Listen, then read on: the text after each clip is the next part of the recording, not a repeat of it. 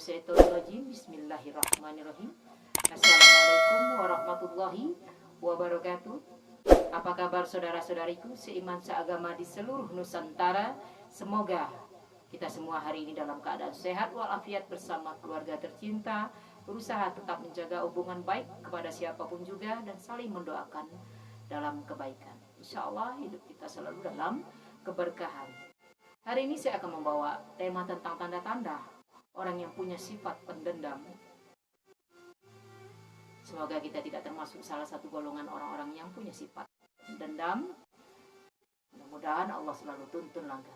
Oke, sebelum kita masuk tema hari ini, silakan bagi saudara-saudariku yang berkenan tekan tombol subscribe-nya agar banyak bisa melihat video ceramah motivasi saya yang selanjutnya beserta lagu religi yang memotivasi dan insya Allah menginspirasi kita semua. Insya Allah. Tanda-tanda orang yang punya sifat pendendam. Yang pertama, sulit memaafkan kesalahan orang lain. Ini salah satu tanda-tanda orang yang punya sifat pendendam. Itu bisa kita lihat sendiri dalam diri kita. Jangan-jangan nanti sifat itu ada di dalam diri kita. Jadi sebelum kita menilai orang lain, introspeksi diri kita sendiri. Semoga kita dijauhi dari sifat pendendam. Kita bisa mengkaji diri kita lebih dalam lagi. Intinya kita di sini berbagi ilmu dan sharing saja. Usaha kita mengambil ilmu yang baik dan sebaik-baik ilmu adalah ilmu yang bermanfaat yang bisa kita amalkan. Jadi berusaha kita untuk memaafkan orang lain walau seperti apapun. Sadar mungkin lisan sikapnya menyakiti kita. Berusaha kita jauh dari sifat pendendam. Karena Allah saja maha memaafkan. Berkali-kali, beratus kali mungkin kita sudah melakukan kesalahan selama hidup kita. Allah masih berikan waktu dan kesempatan buat kita untuk memperbaiki diri kita lebih baik lagi. Jadi berusaha. Jangan sampai ada sifat pendendam di dalam diri kita. Karena orang yang punya sifat pendendam hidup tak akan pernah bahagia. Jadi berusaha kita tetap menjaga hati dan pikiran kita tetap baik-baik saja dan berusaha berbanyak istighfar. Oke, yang keduanya tak segan pakai cara licik demi membalaskan dendam pribadi. Hati-hati. Orang yang punya sifat pendendam ini di zaman sekarang ini banyak sekali.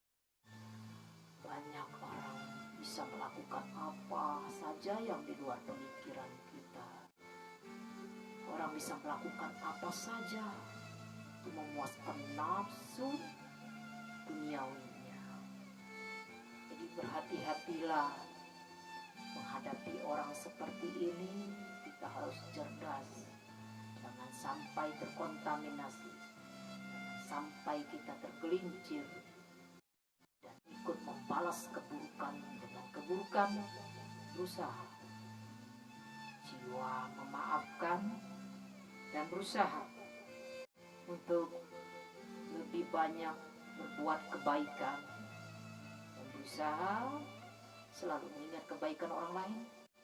Usahalah untuk membalas kebaikan orang lain lebih banyak lagi.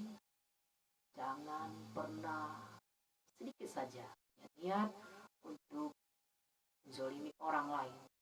Karena perilaku perbuatan baik buruk akan kembali kepada pelakunya. Makanya orang yang punya sifat pendendam tak akan pernah bisa bahagia. Karena siapa yang menanam akan menuai hasilnya. Apapun yang dia lakukan sama saja dia akan menzalimi dirinya sendiri. Punya niat buruk sama saja telah merencanakan keburukan buat dirinya sendiri. Jadi berusahalah tetap berbuat kebaikan kepada siapapun juga. Yang ketiga, susah tenang dan selalu jengkel melihat orang lain bahagia. Orang yang punya sifat pendendam memang tidak suka melihat orang lain bahagia. Berusaha dia menjatuhkan, memfitnah, membuli segala macam untuk memuaskan nafsu duniawinya, dengan segala cara. Makanya sulit tenang, karena sibuk untuk merencanakan sesuatu keburukan buat orang lain. Jadi berusaha kita menjadi pribadi yang lebih baik lagi. Berusaha tetap berbuat baik. Kalau orang belum bisa menerima baik sikap kita, tetaplah baik. Walau tak mudah, berusaha. Insya Allah, di hadapan Allah setiap sekecil apapun kebaikan, Allah akan membalasnya. Lebih baik, banyak lagi kebaikan-kebaikan dalam hidup kita. Yakin. Yang keempatnya, sangat ingin melihat orang yang menyakitinya lebih menderita daripada dirinya. Nauzubillah min dzalik. Jadi orang yang punya sifat pendendam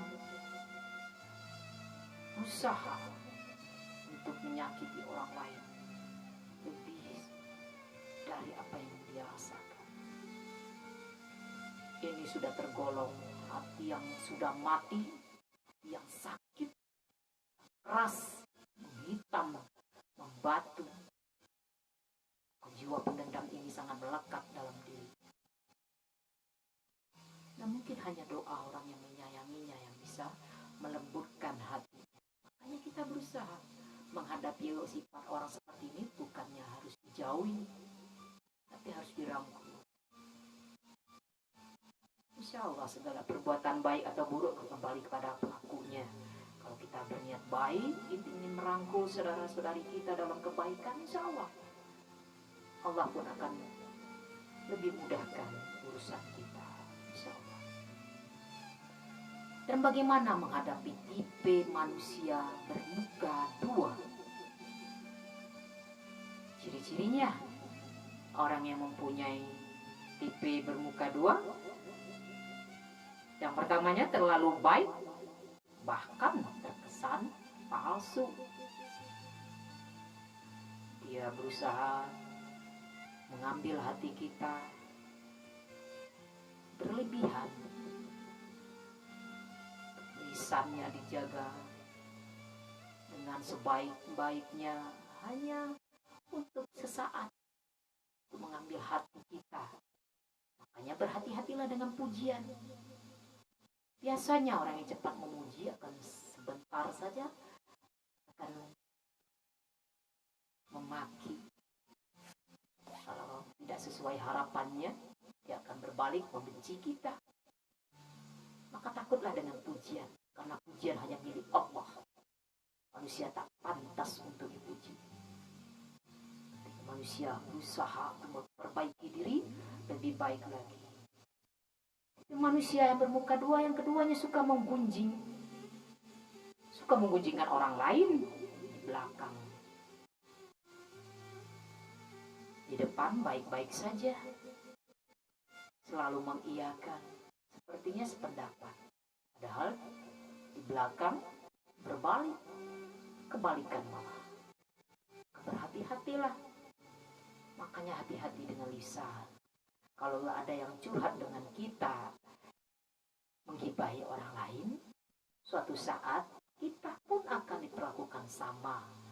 Makanya kalau ada yang curhat kepada kita, membuka saudara kita yang lain, stop.